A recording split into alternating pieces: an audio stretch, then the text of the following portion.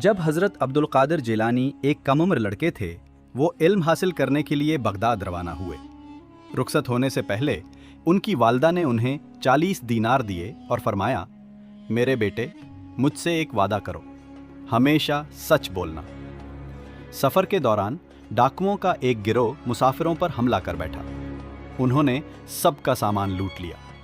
उनमें से एक डाकू हज़रत अब्दुल कादिर के पास आया और पूछा, लड़के, तुम्हारे पास क्या है?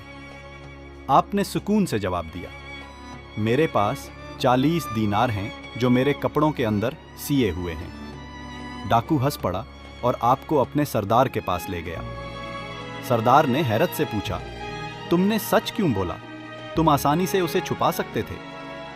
नौजवान अब्दुल कादिर ने फरमाया, मेरी माँ ने मुझसे वादा लिया था कि मैं कभी झूठ नहीं बोलूँगा।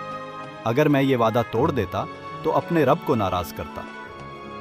ये अल्फाज सरदार के दिल पर बिजली बनकर गिरे। उसकी आंखों में आंसू भर आए और वो बोला, एक बच्चा अपनी माँ से क्या वादा निभा रहा है और मैं अपने रब से किए वादे तोड़ रहा हूँ। उसी लम्हे उसकी जिंदगी बदल गई। डाकू ने सच्चे दिल से तौबा कर ली और उसके तमाम साथियों ने भी तौबा इख्तियार कर ली। कहानी का सबक, सच ईमान की बुनियाद है। पाक दिल सख्त से सख्त दिलों को बदल सकता है। माँ की दुआ और एक सच्चा वादा बच्चे को वली बना देता है।